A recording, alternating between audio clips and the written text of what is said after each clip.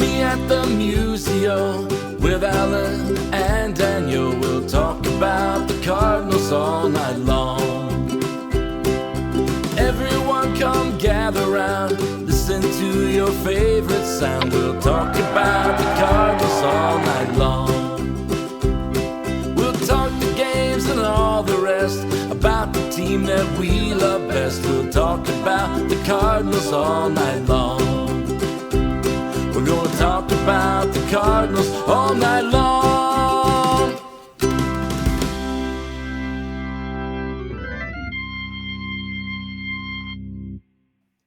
Good evening and welcome into another edition of Meet Me at Musial. I'm your host, Daniel Shoptaw at C70. Alan Medlock's still out doing the coaching thing. They're on the back half of the schedule, and we talked to him at the end of the show.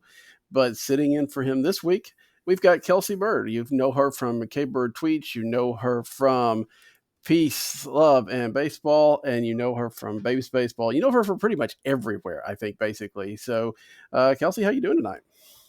Yeah, anywhere they will let me talk about baseball these days, C70. I am doing quite well, and I am honored to be here with, if I can use your term of endearment coined by the Talking About Birds fellas, the pod father of Cardinal baseball. So thank you for having me. Well, it's about time that we've made this. Yeah, and that is one of the things. You and I have not necessarily interacted a lot, except Yeah. for when we were on Ben and Nate's 100th show, making fun of them, which is a good thing to do, right? I mean, that's what everybody should do on a 100th show, is completely go in and mock the hosts. And I Yeah. think we did Good fine sense of with that. solidarity there. Yeah, I Yep. think we did a good job on that. But Good. for those that haven't interacted with you or don't know as much about you, give us a little bit of background. How did you get into podcasting? How did you get into baseball? All that, shorten your whole life story into like 5 minutes.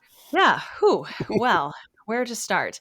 I guess I'll start back when Albert Pujols started with the St. Louis Cardinals, because that's kind of where, not directly tied to him, but I mean, in 2010, I think that, or I'm sorry, in 2000, that was really when, like, at the turn of the century, when my baseball fandom took full flight with the Cardinals. I always had baseball on growing up because my grandparents are from St. Louis. My grandpa actually worked at Sportsman's Park in the 40s and was a huge Cardinal fan, was trying to sneak into games as a kid. And my dad spent some of his childhood in St. Louis, but I grew up dead in the middle of Illinois between St. Louis and Chicago. And while my dad is obviously a huge St. Louis Cardinal fan, my mom and her entire family are diehard Chicago Cubs fans.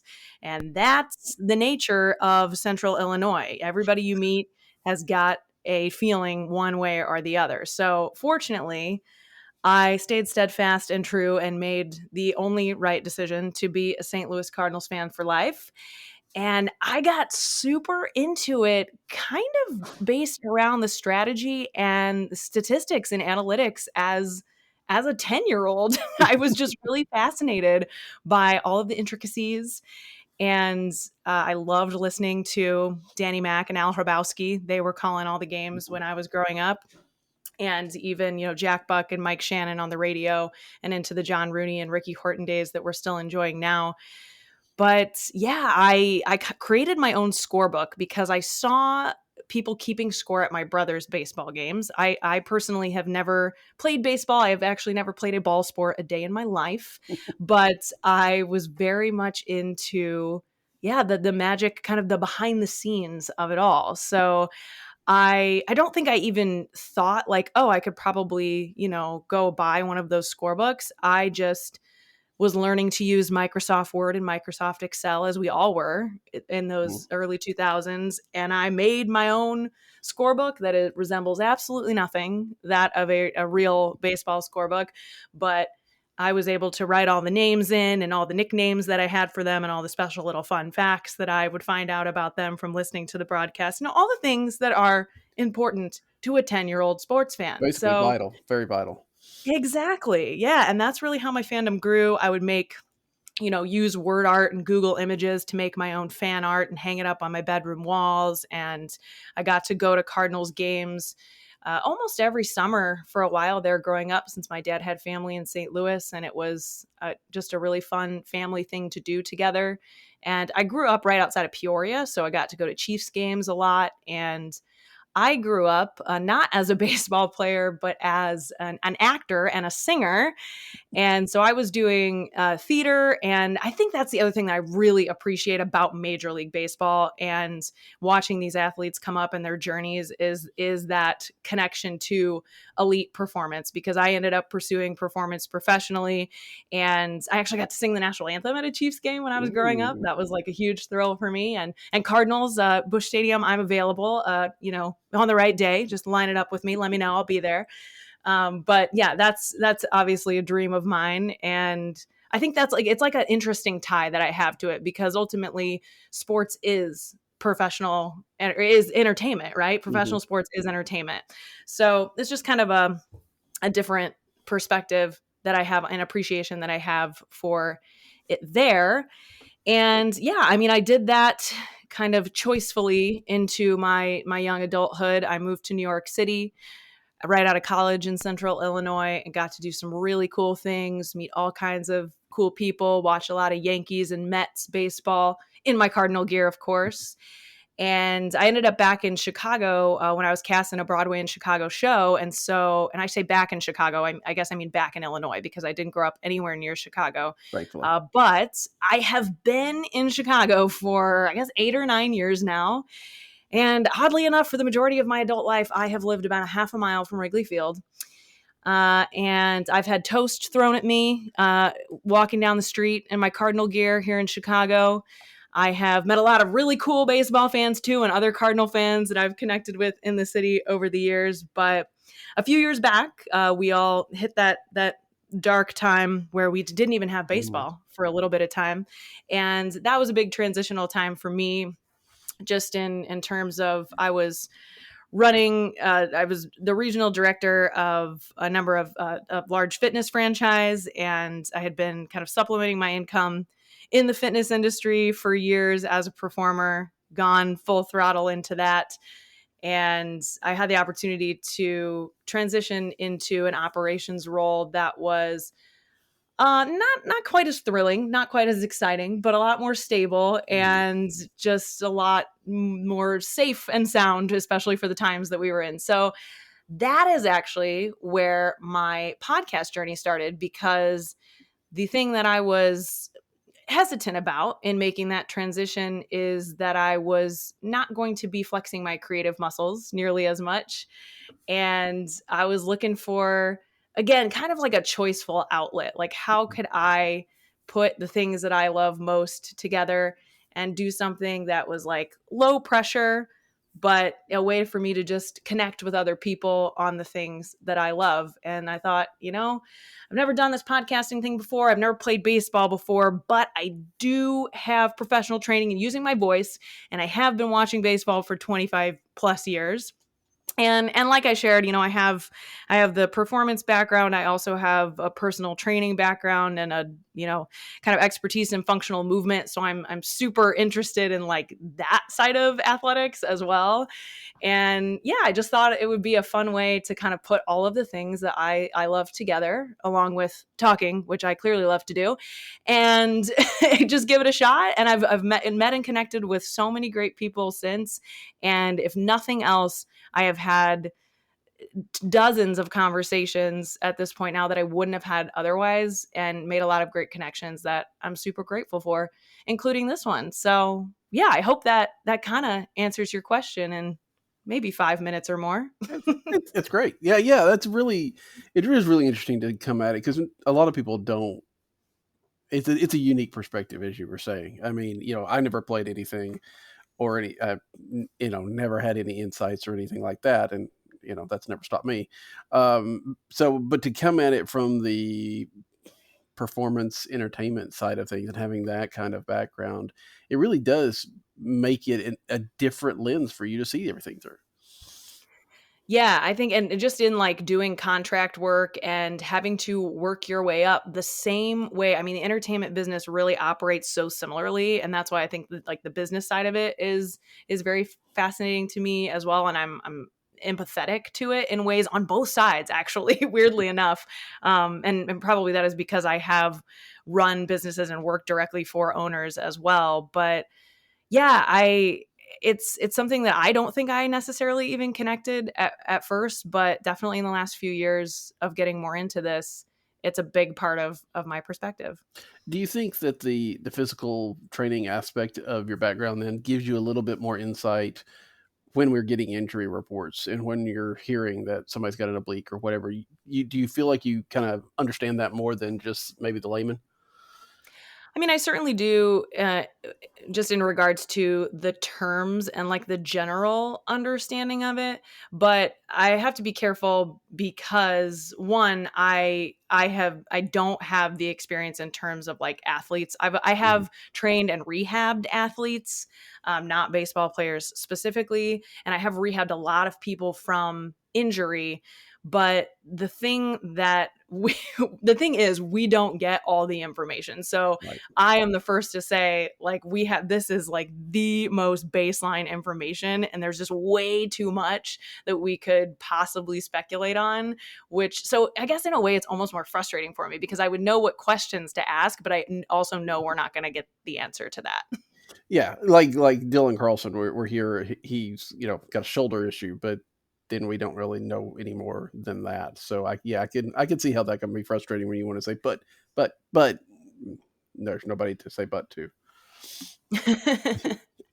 Yeah, I mean, there's just again like that's so much of what we do here, and what is fun about the conversation that we have is the speculation. But when it comes to injuries, I never want to say anything, especially because I do feel like I have that level of professional perspective. I'm always hesitant to say anything that doesn't directly correlate to the facts that we have, because from one general injury, there are so many different things that we could pull from it. And I mean, for fair enough reasons, they don't want us to do that. And that's just something we kind of have to accept. Yeah. So before we leave this topic, though, you've got the two podcasts. Give a quick summation, if you will, of what you do on those podcasts. What would people hear if they tuned into those shows? Yeah, so I actually have 3 podcasts, which is Ah, pretty crazy. But one of them is mine, and that is my solo podcast that I started, I guess, over a year and a half ago now. And like I said, I really just started it because I wanted to talk about baseball, and my husband was like, "Maybe you should talk about baseball to someone who's not me." Um and he listens to all of them too and is incredibly supportive. But yeah, it was like a fun way for me to talk about baseball, but I also didn't just want to talk about baseball, and I didn't just want to talk about the Cardinals, because as much as I am a diehard Cardinals fan and I am much more immersed in the Cardinals baseball than the rest of baseball, I'm a baseball fan first, and I love all of the different aspects of the game, from the business side of it to the athletic and health side of it, and the entertainment and the media side of it. So I love just consuming and kind of breaking down and analyzing all of the different aspects. And to me, baseball has always been a thing that just directly correlates to so many things in life. It helps us learn lessons about life, and life is baseball and baseball is life. So that's definitely like a theme in Peace, Love, and Baseball. But yeah, it's kind of taken different turns and had different larger themes as the weeks and the months and the years have gone on now. But this year I decided to start at the beginning of the year, committed to doing a kind of team feature episode on each of the 30 Major League Baseball teams. And in doing so, I am bringing on, whether it be podcasters for certain teams, or people who have worked at the stadiums, or people who are just diehard fans like me. And sometimes I'll have, I had 2 guys on that did a podcast together for the Pittsburgh Pirates episode, but then I did a Cincinnati Reds episode where I brought 2 fans on from different generations that didn't know each other, and, wow. asked them questions and just kind of opened up a dialogue there. And it's really cool to hear not only the fan perspective from, different teams, because I feel like in our own little bubble on Cardinals Twitter, there's so many like things that we don't even know that other fan bases think, or like their perception of things is so different. And so that's really fun for me, just to connect with other fan bases. But then also like the generations of fandom and how their perceptions of are different even of their own team, and how their experience is different. So that's something that's just been really fun to create, like larger conversations around the game and the teams that everyone is so passionate about, and finding like the common theme that really runs deep in each of these franchises. And then obviously there's more than 30 weeks in a year, so I'm doing little episodes in between here and there of, kind of just pick a topic, tie it into peace, love, and baseball. And like the peace is more of like the wellness, health aspect of things, and love is more like relationships, passion projects, stuff like that. And again, it just always all ties into some strong theme in baseball. So I don't know, it's a little bit of everything, but that's kind of what baseball is to me, and why it's stuck as such a common thread throughout my whole life. And then Babes and Bourbon and Baseball are the other two podcasts that I do with. One, Babes is with Yankees fan. And we certainly do talk more about, the Cardinals and the Yankees, because those are the things that we're just really immersed in. But we cover all of baseball.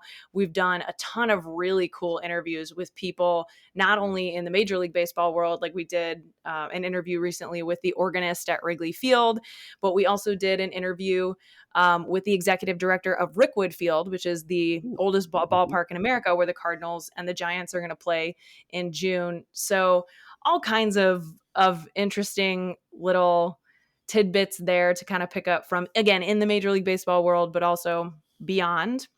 And then Bourbon and Baseball, I do with an Astros fan and named Susie. And it's a show that she's had going for a while here. And she let me jump on to just weekly break down everything that's happening across all 30 teams.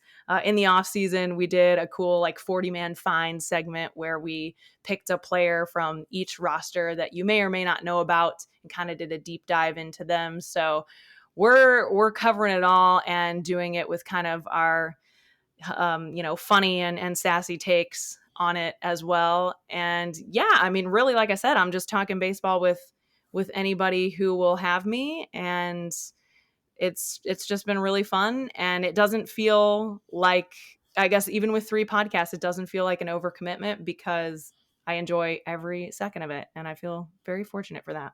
That is incredible, because juggling all that can take a lot out of a person at some point in time. But now that we've got you here, we'll talk about actual baseball, and we'll talk about the Cardinals. Who, look, we are, after the Cardinals win today, they've won 2 series in a row. They're a winning baseball team record-wise for the first time since the end of the 22 season.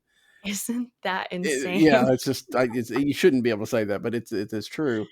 And given the way this season started, the first 2 games, it's pretty remarkable that here after, game 9, we're in this kind of mood, right? Absolutely. Yeah. I mean, how did you feel after those first couple games? Were you like, I mean, it's the Dodgers, don't get carried away, or were you like already spiraling back in 2023? It was a little bit. I mean, I can't like deny it because we were on the air, so people can go back and listen. But I think it was just the fact that how they lost with bad pitching and Yeah. little defense. It just felt like a lot like 2023, and you're like, yeah, the season's not over, but we don't want to see this repeated when it's kind of playing into some of the tropes that we thought this season was going to be. So it wasn't just, hey, let's pass it off on the Dodgers. I think it would have been in most years, but when you had that whole 162 games kind of informing that, it made it a little bit more depressing for me. Yeah, I mean, I totally agree. I think a couple innings into the first game, I tweeted something out like, could this be going any more than exactly how we thought it would go? And I really try to be a positive fan, Daniel. I really am here for the good vibes and the fun of it all.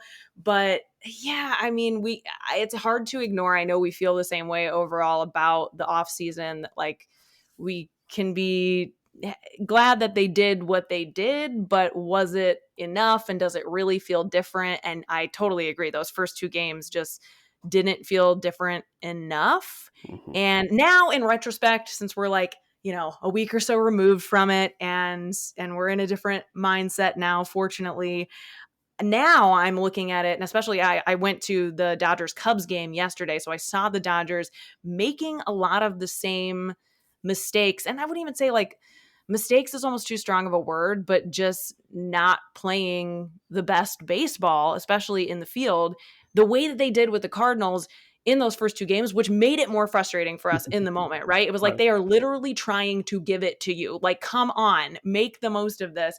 But yeah, and now in retrospect, I'm like, you know what? I think that reflects more on the Dodgers, that series does, and I'm okay with it. And I'm gonna try to get back in that positive headspace. So again, the Cardinals obviously were clueless this offseason because they brought in Matt Carpenter for vibe coach and they had you right here. I don't really understand that, but maybe that's why Matt Carpenter's on the injured list now. I don't know. But it seems to me, and you can give me your expert opinion, but things kind of like significantly shifted in the first inning of the third game after Lance Lynn loads the bases and we think, here we Yeah. go again. And then to strike out the side, it's like after that moment, even though they've lost a couple games since then, it feels like, okay, this is a new team and they've put that other stuff behind them.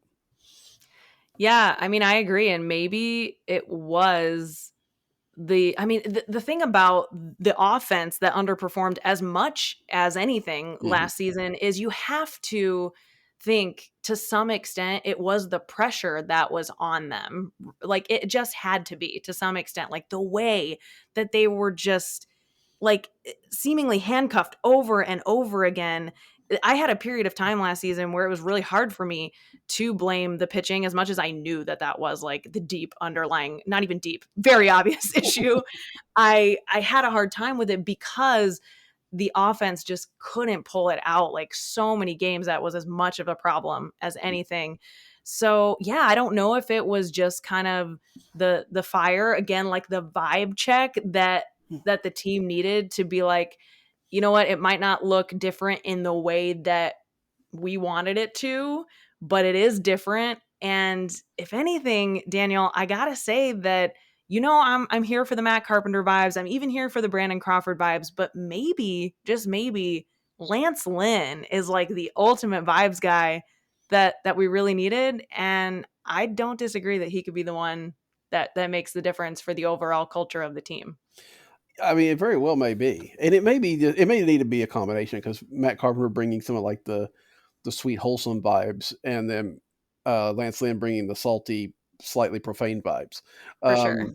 Maybe this team needed both. This team needed a lot of leadership, obviously, so maybe it Yeah. needed both of them. But it's been really fascinating to watch this team this week. And granted, getting out of LA helps, but the San Diego's not a bad team. The Right. Marlins, maybe. I don't know. Being that they haven't won yet, we don't know. But just to see them, kind of, take up the challenge and meet it for once, it's so refreshing after last year. Yeah, the one thing that I'll say, even again in retrospect, it's easier to say looking back on even the Mhm. Dodgers series, it came down to a handful of bad pitches, and they were never really out of the game. You didn't feel that hopelessness because even by mid-April last season, they're down 2-0 and you're like, this game's over. It was Mhm. just, again, the vibe was different. Do I think that the vibes are like immaculate and this is 100% no doubt a playoff team? No, but I will take the improvement at this point. Yes, it's definitely better than a lot of the alternatives. So, what has stuck out to you, just or who or what, I guess, either way, however you want to answer it, over the first week and a half now of baseball? What's the big thing that's standing out to you? Well, I think I'll start on one side of the ball and then go to the other because I do think that guys like Wilson Contreras and Jordan Walker are just both in their second year with the team, like in a position to succeed more, especially at the plate. Like they just have a different kind of comfortability, consistency, and a confidence in them from the team. I hope at this point that will certainly allow them to, reach a higher potential than we saw last season. And in terms of, like Goldie's going to do the thing where Goldie gets hot as it starts to get hotter. And he'll do that. And I'm not worried about that. And we've seen, little sparks of it already especially when we were in California.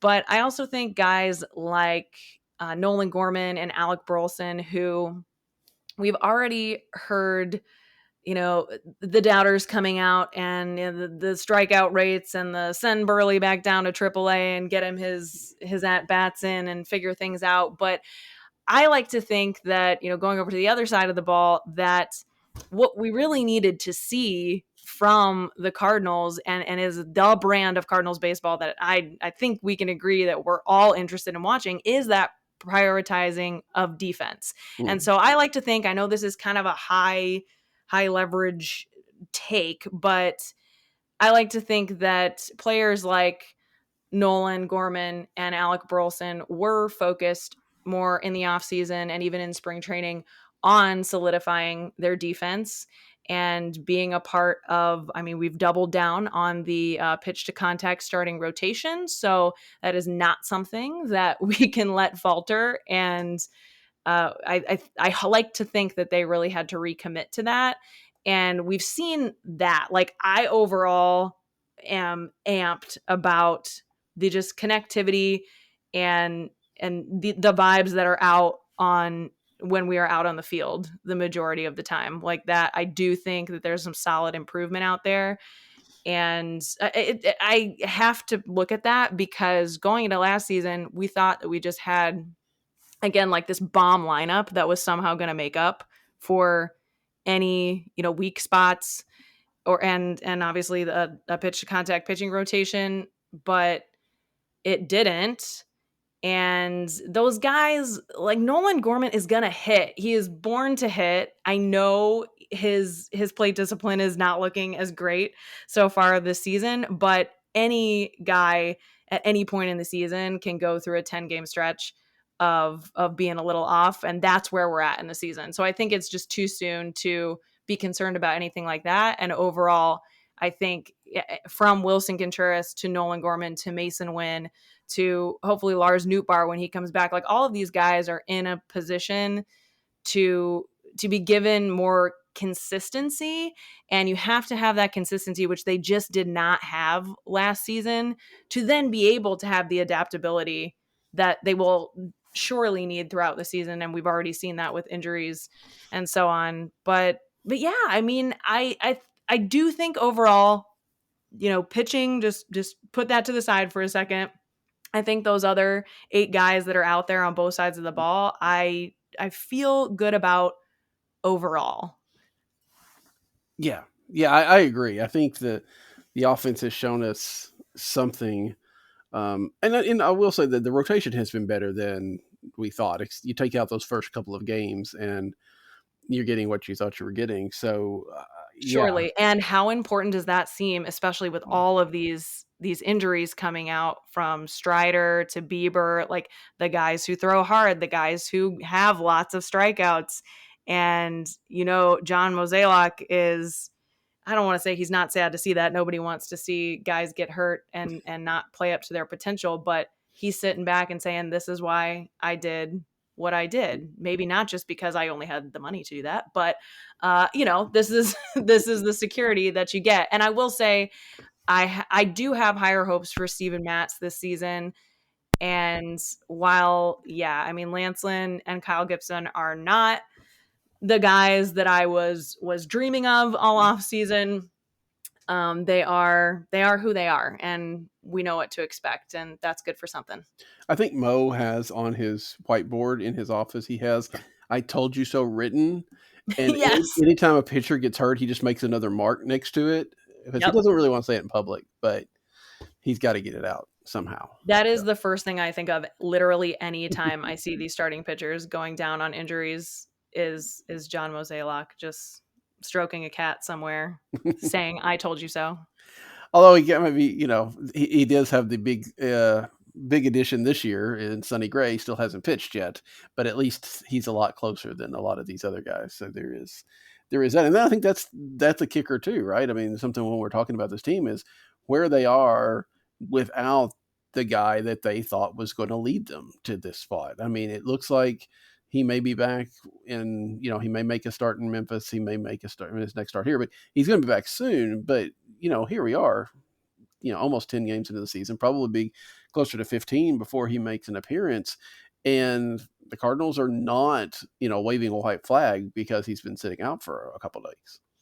Yeah, and I do think that's important because you have to, as a team, kind of be, out of sight, out of mind. We can't wait around for this guy to come back and save us. And they certainly have not taken that mentality. And that's really good to see because, yes, how exciting is it going to be for us as fans? But again, for that team, for those guys to have a guy of Sonny Gray's caliber out there when, you've had to go and just kind of forget about him for the first couple weeks of the season here. Yeah. So talking about people that are coming back, Lars Nootbaar could be back. Probably as early as tomorrow. I don't know exactly. And that means there's going to have to be a roster move made. What is the roster move to be made in your opinion? I think that'll lead us into what we want to talk about. Well, I know a lot of people are assuming that Victor Scott will be sent down because he was the one that had, seemingly not made the opening day roster. And then that move was made accordingly when Dylan Carlson got hurt. But, and I don't think that he will spend all of 2024 with the Major League Club, but I also don't think he goes down just yet. So I don't know. I mean, I personally think Michael Ciani goes down, but that doesn't seem to be a popular opinion. What's your take on it? I think that if they thought Dylan Carlson was going to be back in a week or two, which it does not sound like he's going to be, he still hasn't been cleared to do any baseball activities. So It may be a little bit. They might go ahead and send Victor Scott down. I think they would like to send Victor Scott down because he needs that development time, right? He hasn't played any time in AAA.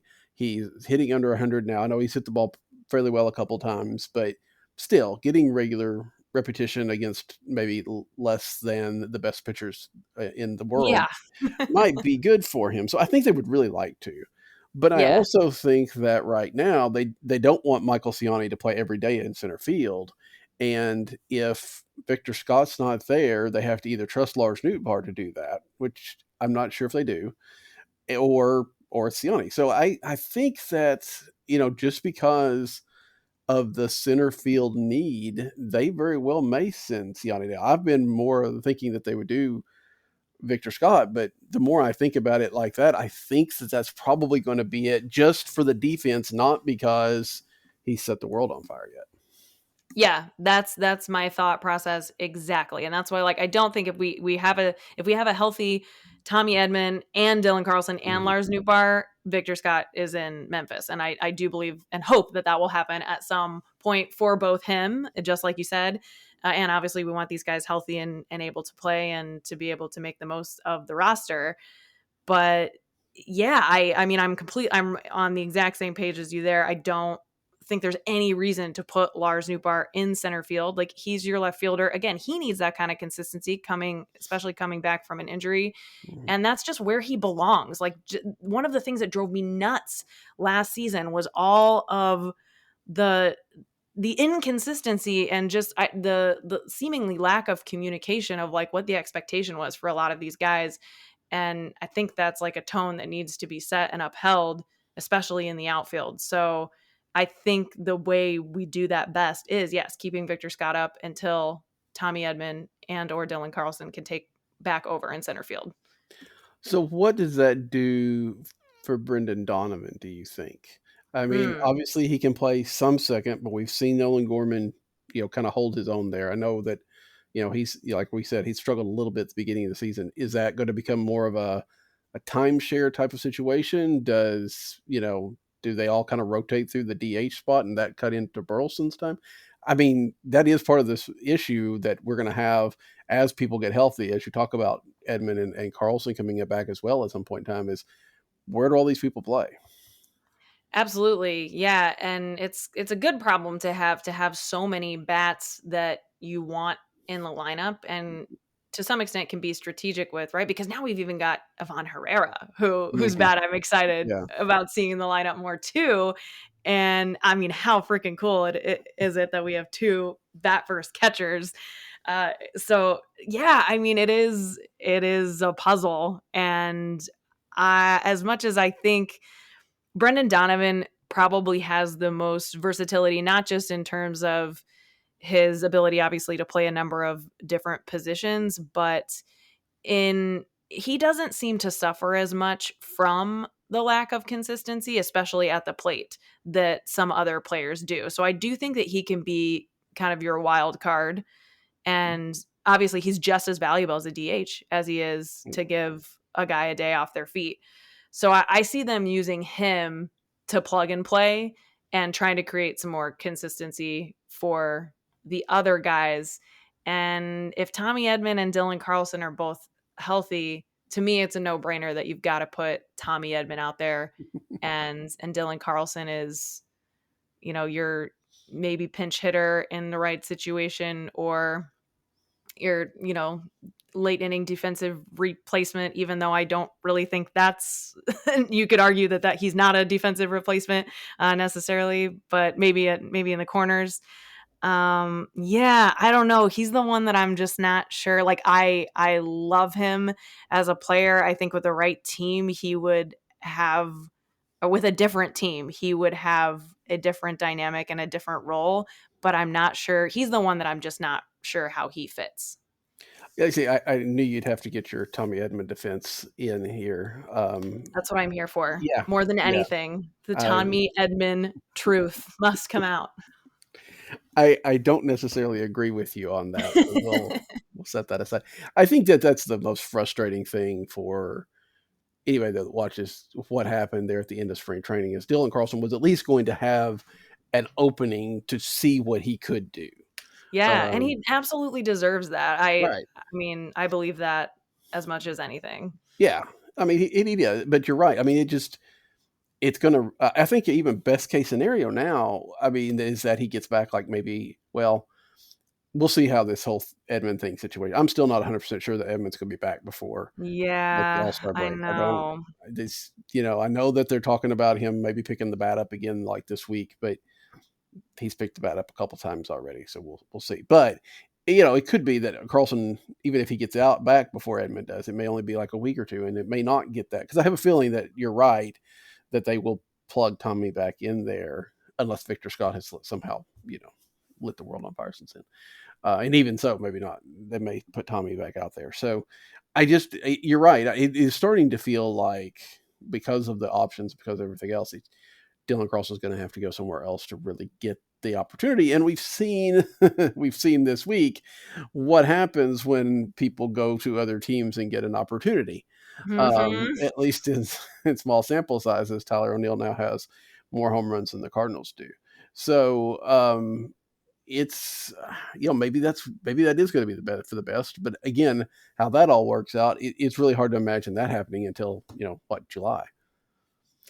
Yeah, and I have been thinking more about that in terms of like I'm just here, waiting with bated breath to cheer Tommy Edman on as soon as I possibly can. But the reality is that we have absolutely no indication of what that timeline looks like. And with how unclear it's been all along, I mean, remember how we didn't even know that he potentially had any kind of an injury, Right. what even a month and a half ago, because they didn't bother to mention that he had surgery in October, because that's how like insignificant it was. And now here he is. If we're lucky, yeah, he'll return before the All-Star break because there's no clarity or timeline whatsoever. And so while I'm like counting on that, I also think we're fortunate that we don't have to count on it. But my question for you is, in what situation is there a situation where you would rather have Dylan Carlson at bat over Alec Burleson? I don't know. I mean, that's an interesting It's an interesting question, isn't it? Because Burleson's got a lot of underlying numbers, but he hasn't necessarily proven it yet. Carlson has had some success at the major league level and was starting to, right before the end of spring training, kind of turn it on as well. So if Yeah. that's the Dylan Carlson you're seeing, there's a lot of situations, but that Dylan Carlson isn't the one you're guaranteed for. So yeah, I don't know. And I It's don't kind of know like how that works. you want to play the hot hand, right? And Mhm. that's kind of probably that's the best way to go with them. But how do you even figure out which one is the hot hand? Yeah, I mean, you have to let somebody at least get a chance to get hot, Yeah. and then if that doesn't work or if it does, yeah, it's a difficult thing. And then the roster is going to be something I think I'm going to watch fairly interestingly this whole year because if you do have, and I know Carpenter's on the injured list right now, but when you have Carpenter, when you have Crawford, guys that you can't really do much with, right? They're going to have to Yeah. be there or you're going to have to let them go. And I don't Mhm. see the Cardinals doing that. And then you've got your other catcher. You really have a very short bench and very limited things that you can do. And all of a sudden, I mean, there's going to come a point where they're going to have to do something. If Edman and Carlson get healthy at the same time, and Mhm. everybody else is healthy, there's just not room on this team for everybody. Yeah. Have you been surprised that Brandon Crawford has already started a number of games? Because I was not necessarily expecting that. I wasn't expecting it. I understand the rationale for it. I'm not sure I'd go as extreme as they did on it and letting Wynn sit out like a couple of games. But Yeah. I mean, you got to figure he was going to start one probably by now. But yeah, I think they've used him a little bit more than I would expect. What do you bet you? Yeah, it was, my understanding that, and then we know that it's something that's important for especially these young players to get the reps and to be playing every day, and that's a big reason why they get sent down sometimes, not because they're not necessarily good enough to be on the roster, but because that's just an important part of their development and for them to play up to their potential. So that's why I thought it was mostly interesting. And then I don't know. I mean, like, obviously he's an incredible player with an incredible legacy, but I still like feel weird about him on the team. And that's probably because, again, I can't accept that Tommy Edman is not currently on the team. But like, I get it. Mhm. But yeah, that's the one where I'm like, is he going to be around at the end of the season? Cause I agree with you. I don't see them letting him go. But I also don't see how that makes sense if you have a healthy Mason Wynn and a healthy Tommy Edman. I agree, and it very well may be that that's somebody that he doesn't have the ties to St. Louis like a Carpenter does, so Yeah. it can be easier to move on from that if necessary. Um, that's it. I think it's fair to say, as somebody pointed out, they were talking about people getting rest in that first week, but I want to say it felt like they used their starters more in spring training than they probably have in the past. Um, because those guys started, and there wasn't just that you didn't see minor league player that you've never heard of as much in these games, right? And so Right. I wonder if they, and I did have to go looking at bats and stuff like that, but it felt like those guys got a little bit more playing time in spring. And so, we kind of think of, oh, the season started, they've only played one game. Well, no, they've had a month worth before that. So I'm guessing that played a factor into some of these decisions as well. Yeah, that's a good point. You don't consider it's hard to like once the first game has been played, it's like you forget all about Yeah. spring training, but It's that's a like, good well, these guys just showed up. Where'd they come from? point. Right. And you brought up the other one that I want to talk about. In the interesting situation that may be coming is, obviously it was not a good thing that Wilson Contreras got hit on the hand. Yeah. And we saw him get scratched again today. So we've had 2 games of Ivan Herrera in a row, and they've been very, very good games. Um, how does this work? Because yes, you Mm. can put them both in the lineup, and that's what they were going to do today until Contreras was scratched. But I don't feel like you can do that just on a regular basis. Can you? Yeah. I mean, it doesn't make sense long term. No, and as exciting as it is in a lot of ways, this is why I was surprised. Listen, I love Wilson Contreras and I Mhm. love having him on our team. Like I love his fire. I just I think that he is like an important vibes guy for the team as well. and that hopefully they're just really letting him be fully that guy this season after the PR nightmare with him that was last season that he couldn't have handled better himself. Mhm. But I was surprised by the signing because this is what I expected from Ivan Herrera, even at the beginning of, I don't necessarily think he was ready last season, but you knew by this season he was going to be. Mhm. So that's why the Wilson Contreras thing was confusing to me. And then it was even more confusing when they came out and threw him under the bus right away and all of that. So yeah, I mean, I really have no idea. It's going to be really interesting to see how it plays out, because you've got to think there's no way that they would be willing to part with Ivan Herrera, but also they've signed Wilson Contreras to this deal. I have no idea what it looks like, even 2 months from now, let alone a year from now. What do you think? Well, see, and I agree with you in the fact that it didn't make a lot of sense for them to sign Contreras, except for the fact that they felt like they needed somebody. Because I thought Andrew Kisner and Devon Herrera, or Andrew Kisner and random Yeah. veteran backup, could have handled it last year. Not as Yep. well, obviously, but they could have handled it, and then you're set up.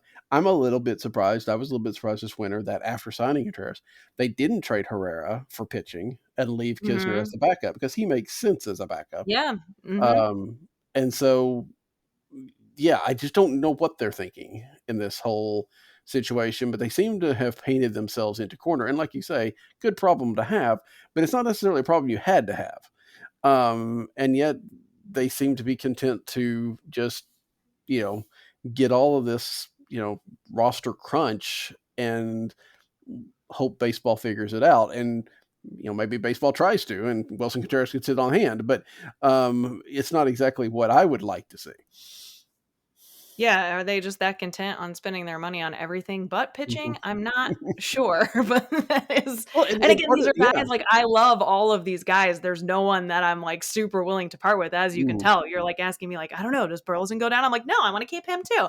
But yeah, at the end of the day, there are a lot of things that we could sit here and mull over, and I guess it keeps us employed, so to say, right? On the podcast networks, That's right. with plenty to speculate on, Yeah. because yeah, I'm not really sure what math problem we're solving at the end of the day here.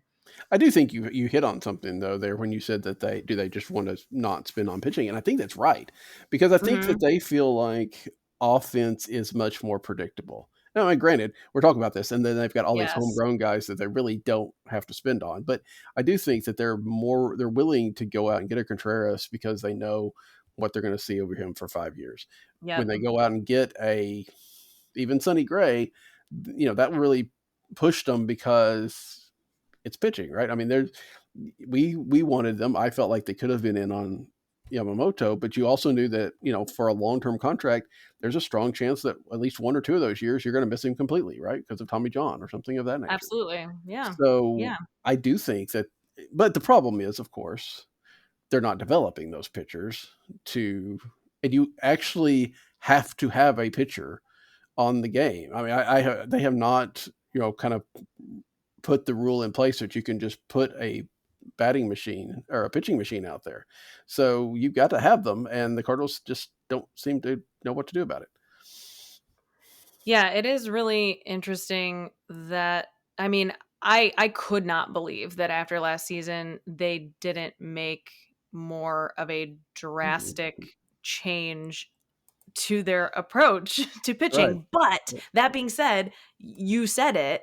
I do, I see where they're coming from, and it is actually something that I have always appreciated about the Cardinals organization to an extent, because I am a very risk averse person, is that I feel like they are super risk averse when it comes to especially starting pitchers. And I get that. It's why we were joking about Mo sitting back and cackling every time that another starting pitcher goes down and is out with Tommy John. And is it just one of those things where they're sitting back and waiting for the pendulum to swing back to these guys who prioritize command and the art of pitching, if you will, over, the velocity? And it's I don't think it's going to swing back as fast as they'd like it to, but maybe they're willing to take that chance, because again, like, the biggest complaint that I have overall, and I think a lot of Cardinals fans do over the past 5 years or so is that this team is built to be competitive in the NL Central. Mhm. And that's quite simply the team that they are willing to put together for us. But right now, the NL Central is like the most competitive division out there, right? This 5-4 Cardinal team that we're Yeah. talking about is last place still. So it's weird and probably just a fragment of this early part of the season. But you Yes, know, but everyone is dueling it out to see who can be, on the upside of mediocrity. yeah, And that's frustrating for all the fan bases when I don't know about you, but to me, the Cardinals could have made, they were two signings away from running away with mm, the division. And when it's that close, when you see it and you're like 20-30 million dollars the season away from running away with it. Like, why yeah. can't you just do it? I know it's easier said than done, but that's where I'm at, even as somebody who will love this team as hard as ever at the end of every day. That and I want to be positive about it, and I'm going to love baseball and enjoy it all season long. I don't love the negativity. Daniel, I tweeted out today that, the Cardinals are finally above 500, and I got so many people commenting on it Mm, being like, it won't last. Enjoy it for now, like Cardinals fans. And yeah. I don't want to take that mentality, but I do, I do share in that frustration of wanting to see this team take the next steps, that just because they're so close and they do have so much going for them, and it is the brand of baseball that we've come to expect. I don't think we're as bad as the Yankees fans are about it, because we do have a good balance of strategy and, being at least somewhat competitive with the payroll. Mm. But yeah, it just, I don't know if it's because of last season. Like, maybe I wouldn't feel so much this way even if they had ended at playing 500 ball. But that is something that is still like heavy on my Cardinals loving heart. Yeah, I think that last season left scars. There's no doubt Yeah. about it, right? Especially because if we had seen that coming, you could have braced yourself. But so many of us thought, okay, it's another team that's going to win the division, or come Mhm. in second at worst. Maybe they got flaws, but they didn't have you know as bad as 1990 flaws. We didn't think, and Mhm. so just to have that, yeah, I think it tempts a little bit. You can get a little skittish and not wanting to trust that it was an aberration, and we will see if it was. Like I said, the early returns here are good, but yeah, I can imagine. I hate it. I do hate that. I do hate that we have now become, as our default is expecting bad things. But Yeah. then again, that is maybe the nature of social media as well. Absolutely. You're right. That is not helping. And Yeah. maybe I just need to, get my nose out of Twitter when I really feel myself sinking into that place. Yeah, yeah, always good to step away if you start getting depressed, because Twitter's not gonna help you any. Right. Cardinals have 3 more with Philly. Well, they got the Marlins tomorrow, but they've already won that series. They got 3 with Philly at home. They take a day off, then they go out to Arizona, where some lifetime fans will definitely be watching that Yeah. series. But what do you see? I mean, that's as a step up from the Marlins, but the Phillies and those are the 2 teams that were in the championship series last year. They have to Yeah. face them back to back. How do you see this week shaking out? Yeah. Well, I think a week from now, I will have more of a clear read on the vibes for you, because I do think they're both going to be very telling series. The Phillies and the Diamondbacks, one of the things that made them the most fun to watch play against each other in the playoffs was that they're built so differently. And it's going to be interesting to see how the Cardinals take on each team in each matchup respectively. So I'm excited because I'm ready to see them play some competitive teams that I think have specific strengths, and to kind of see how they leverage their strengths against them. Whereas, I don't know, I mean, I'm also of the mindset that like the Dodgers are overrated, so I was really hoping that would go differently than it did. But I'm gonna just try to leave that on the back burner as like, opening day jitters, West Coast jitters, and we've got those out. And yeah, I'm interested to see the approach, especially against the great pitching, and how we can get to the starting rotation of both of those teams. Because this is where the grind starts, right? Because Yeah, you've gotten past the openers on the road, you've gotten past opening day at home, you've gotten past the weird scheduling that always happens in the first week where you're playing 3-day games and then some late night game or whatever the case may be. You're getting into that. Okay, we're playing every day, we're playing at night, and it's just now this is where the grind is, and so I think that's. Yeah, you're right. I think you get a much better idea of after the first week of that in a more regular rotation what things really look like.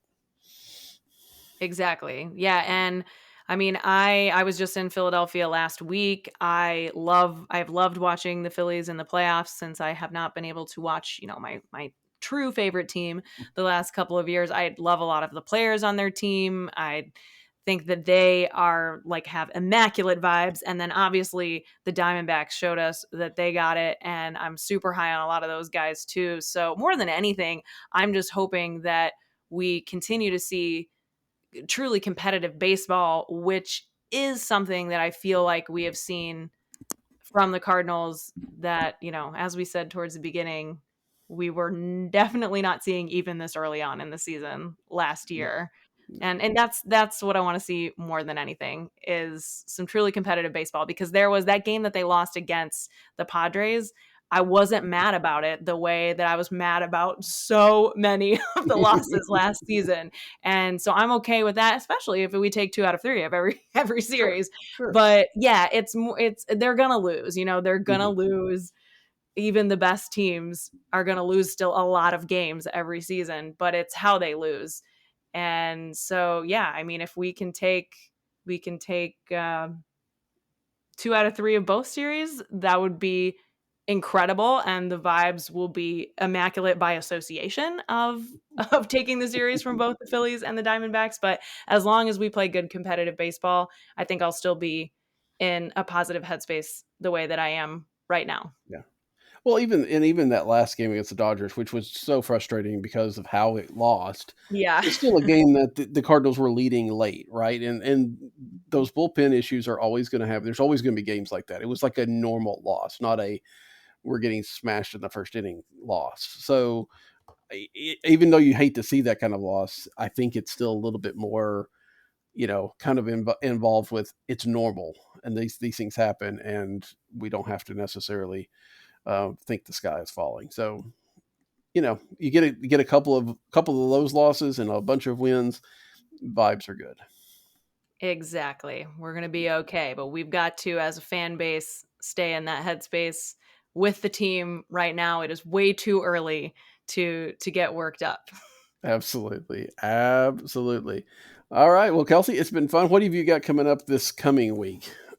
Oh man, so I am going to start doing kind of just for fun for myself on Sunday nights. I'm going to do kind of a live recap of the past week in Cardinals baseball, because like I said, on my weekly episodes of Peace, Love, and Baseball, which come out every Tuesday on YouTube and wherever you get your podcast, I don't necessarily talk about the Cardinals sometimes at all. And that's something that I want to talk about more. And so thank you for having me here today, because it was super fun and a good kind of jumpstart for that, which I'm going to start doing just quick little like 20 to 30 minute recaps of the week, where we will, I'm calling them the St. Louis season scrapbook, where we'll, pick some scrapbook moments for the week, and talk about some moments that we're going to leave out of the scrapbook as well, and not take into the next week with us. So I'm going to do that live on Sundays. We'll be in your podcast feed on Monday morning. And then of course the weekly episodes coming out on Tuesdays. And yeah, if you find me on Twitter at KBurd tweets, KBURD tweets, you'll find my link tree with all of that info for Peace, Love, and Baseball, but also Babes, and Bourbon and Baseball. And I'd love to keep up with anyone and everyone who's here for, healthy, respectful debate and good vibes all around the game that we love. Well, whatever podcasting title I may have, I think you're going to wind up taking it if you keep doing this. If you get up to 4 of them, I think that I have to abdicate or whatever the case may be. So, 3 is the magic number, Daniel. I'm gonna try to stick with that. all right. Well, it's been a lot of fun to have you, Kelsey, and we will do it again sometime. Absolutely. Sounds great. Thank you.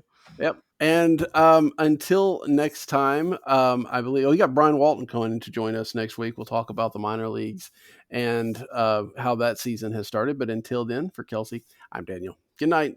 They just won't go away.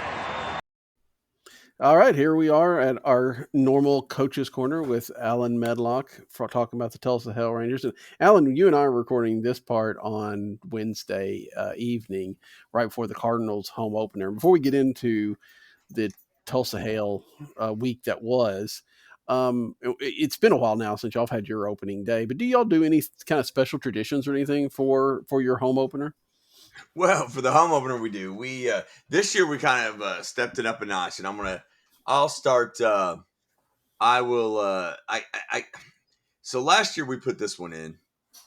We put the dress for success, because most of our kids are just in the, we have a dress code, but the baseball kids kind of get away with some stuff, and actually the kids at school, the kids at Hale do, as long as everything is presentable, you can wear what you want. But what we do is, we have the diamond dinner, and all the kids wear, and coaches wear their suits and stuff like that for opening day. So they get a kick out of it, and everybody's taking pictures of us and stuff like that. This year for the home opener, we did something special. I bought those 1975 and 1976. They're back-to-back, one a state title team and one a state tournament team. We bought throwbacks of the jerseys they wore, and we broke them out for the home opener this year, and our all whites. And yeah, it was a big deal. So those were the kind of traditions we did this year. I may get us another jersey to break out next year, but our dress for success will probably be a mainstay. Yeah, it's cool that there's, I don't know that when I was in high school that they did anything particularly fancy, but I was just thinking about this because like the local, T-ball league or, Little League that's here in town had their opening day yesterday, and they had like the mayor and people come out and throw out pitches and stuff like that, and really kind of promoted a little bit of the pageantry, which I don't know that they've done before. So it was kind of interesting to see, some of that stuff that we see on the big screen come down to the local levels.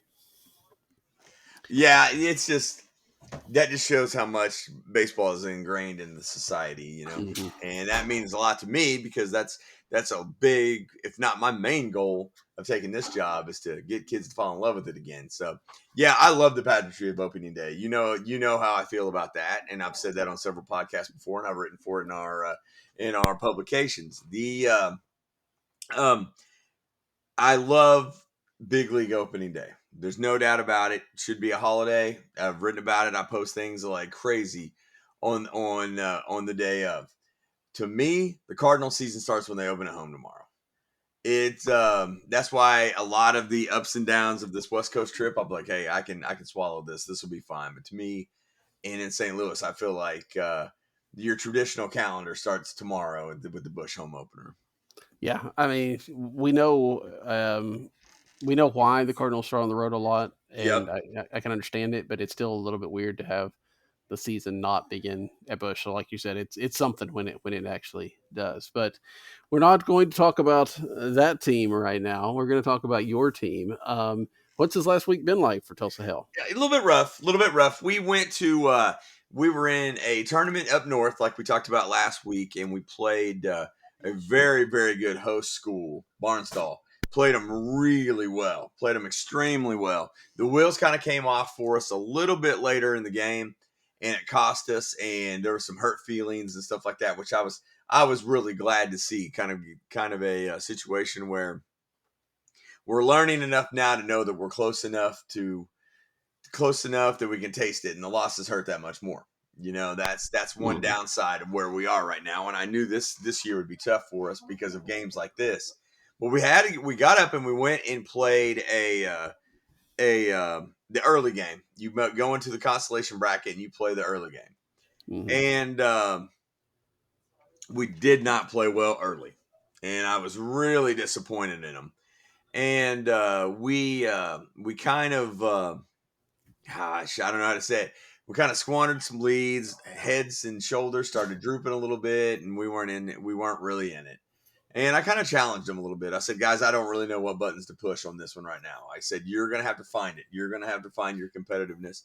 And I'll be darned if one of our big studs didn't hit a 2-run bomb to really get us going. And we got in it. It showed some fight. The other team showed some fight. We ended up losing 10-9, but I was all right with that because we got off the mat. And then we turned around and played the next consolation game and won 18-0. So we played well. And the first pitch of that game, our who will ultimately be our player of the week, but he's our senior center fielder who we've had hitting third. And I kind of went against the grain about how I like to make lineups. In the last 2 years, it's kind of hurt me because I go for our high OBP guys and somebody that'll run the pitch count up. What I have noticed, though, for us in these short and 7-inning games, that we need somebody that's going to bring a little bit of thunder to bring some enthusiasm. So we switched Elijah from the 3-hole to the 1, and it's paid off greatly for us. So we came home. Our goal is usually 2 wins in Barnesville. We only walked with 1, but I was proud of the way they fought in the second one. And it's a good springboard here to the second half of the season that essentially starts tomorrow with another tournament. Well, that's pretty good. I mean, you're right. To get a team to respond is a big thing. We've talked a little bit about that as well in the past, and I think that's very interesting. You kind of left it on them to respond as well. I mean, like you said, it's sometimes there's only so much you can do. Sure, and that's one thing that's tough to kind of bring about here at Nathan Hill. That things have been down for so long that it's tough for these kids to figure out how to compete and to learn how to win. And that's one of the most frustrating things with when in my role is that you see what they can be. It's going to be up to them to execute to be what they're destined to be. And it can be a little bit difficult. And I mean, we actually kind of had a little meeting today after a road trip last night that was really cold and really rough on us. We went out to Grove and got beat, which is a historically good team. They're a little bit down, but they're really competitive. We got beat, but our kids really seem to not let it bother them much. Well, that bothered me. So I didn't sleep very well last night. So today before practice, we had about a 20 or 30-minute meeting and we aired out some grievances. So did that. And I told them, I said, hey, the wins and losses are secondary to me. I said, but I'm not going to lower my standards for this. I said, you're going to have to live up to these expectations because that's who we are as a program. And, some of the seniors got up and spoke. And I told them, I said, this is your last ride. I said, if you want it to go out like this, then that's up to you. But I mean, I refused to let it happen on my watch. I'm going to get some things off my chest and we'll see how they respond tomorrow. We have the early game. First came against the host team tomorrow at 10. And we just kind of want to see what they're made out of a little bit. So for those that maybe haven't listened or don't remember us, you had some goals at the beginning of the year. Can you reiterate those and tell us where you are compared to those now? We want double-digit wins, which would be huge for us. I mean, what I thought has been a pretty good team. My first year we won 2. Last year we won 4. No, last year we won 3. Now this year we won 5 before the midway point of the season. So we feel like we're in a pretty good spot for that. We want to be a number 3 seed in a regional, which is huge for us because that leads to our final goal, which is we want to win a regional game, which hadn't happened at Hale in 20 years. If our seeding's good, we think that's going to be comparable. If we keep sliding down a little bit, maybe slip up a game in our district, it's going to hurt us. But those are our goals, and they remain intact right now. Well, and that's good. I mean, when you get to the midway point and you're still in it, then that gives you plenty of things to be motivated about. And it would be very hard if you've struggled completely in the first half. So, and like you said, the schedule is a little bit easier going forward. Yeah, absolutely. Yeah, it's much more favorable to us. So this tournament will be a good one. If we can go out and get a couple wins out here, that'll be big for us. And then next week we have our rivals on Monday who upset us in the first game of the season. We get one back. We'll have the edge in district wins and we'll look pretty good. Yeah. All right, so let's talk about your player of the week then. I'm gonna go with my senior center fielder Elijah Weathers. He took the ball for the opener against Barnesville, who was essentially the number 2 seed in that tournament. They were really good. They ended up winning it. and Elijah really pitched his heart out, and he did extremely well. And he was also the one that was kind of threatened by the fact that our junior hit a 2-run bomb in the second game, so he led off that third game with a first pitch bomb of his own. So he pitched extremely well. He's close to my heart. He's a good kid, and he deserves it. Yeah, and getting that, leadoff home runs definitely give everybody a jolt. Oh, first pitch of the game. That place was electric. It was fun. I imagine so. So, all right. Well, we'll look forward to hearing about, your matchups next week. Anything else about this week before we wrap it up? I think we're good for now. We have we have 3 this weekend. Nice weather. We're going to reset the field, and then we have a busy week next week. Next week is our we have a regional game against we have a regional game against our rival Tulsa Rogers, and then a friend of mine is bringing over his Regent Prep school team. But next week's a big one for Hale baseball because we go to Inola, my hometown, on Thursday. You always want to do well in your own hometown. Oh yeah, yeah. All right. Well, we look forward to hearing about it next week, and we'll talk to you then. All right, buddy. I appreciate it. St. Louis fans are one of a kind, and you'll always be in this heart of